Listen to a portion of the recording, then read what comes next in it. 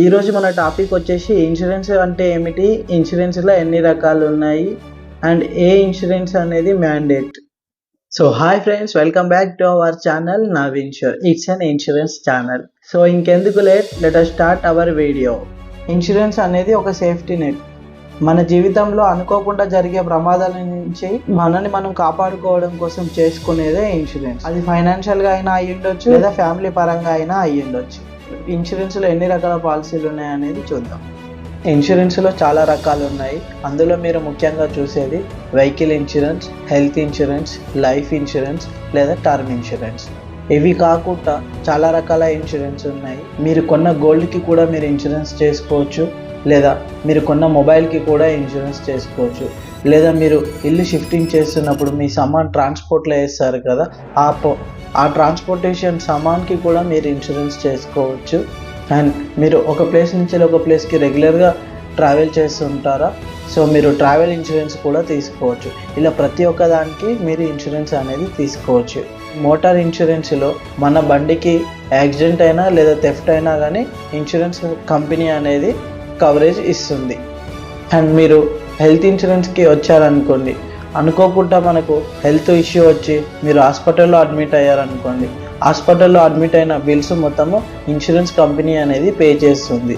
మూడవది life insurance. ఈ life ఇన్సూరెన్స్లో మనకు అనుకోని సంఘటన ఏదైనా జరిగిందనుకోండి, మన ఫ్యామిలీకి ఆర్థికంగా ఉపయోగపడుతుంది.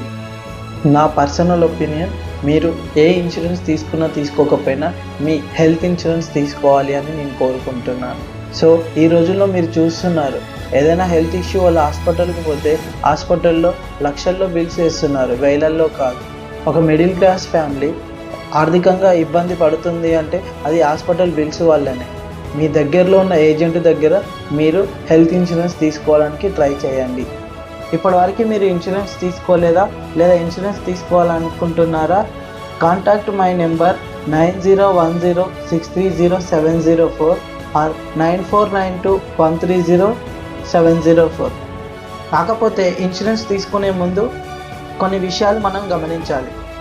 అవి ఏమిటి అంటే, మనం పే చేస్తున్న ప్రీమియం ఎంత, మనకి వాళ్ళు ఇస్తున్న కవరేజ్ ఏమిటి, అండ్ మనం తీసుకునే కంపెనీ ఇన్సూరెన్స్ క్లెయిమ్ రేషియో ఎలా ఉన్నది, అండ్ మనం తీసుకునే ఇన్సూరెన్స్ కంపెనీ జెన్యూనా కాదా అనేది కూడా తెలుసుకోవాలి. ఇన్సూరెన్స్ అనేది ఫైనాన్షియల్ సపోర్ట్. అది మనకు కావచ్చు, మన ఫ్యామిలీ మెంబర్స్కి కావచ్చు. మీరు ఎలాంటి ఇన్సూరెన్స్ తీసుకున్నా తీసుకోకపోయినా ఈ నెంబర్ ఆఫ్ ఇన్సూరెన్స్లో మ్యాండేట్ ఇన్సూరెన్స్ ఏదైనా ఉంది అంటే అది మోటార్ ఇన్సూరెన్స్లో థర్డ్ పార్టీ ఇన్సూరెన్స్. ఇన్సూరెన్స్ లాంగ్వేజ్లో దాన్నే లయబిలిటీ ఇన్సూరెన్స్ అని అంటారు. ఎందుకు ఈ థర్డ్ పార్టీ ఇన్సూరెన్స్ మ్యాండేట్ అనేది కూడా ఈ వీడియోలో తెలుసుకుందాం. జనరల్గా మన వల్ల ఏదైనా ప్రమాదం జరిగినప్పుడు ఆ ప్రమాదాన్ని మనం భర్తీ చేయాలి.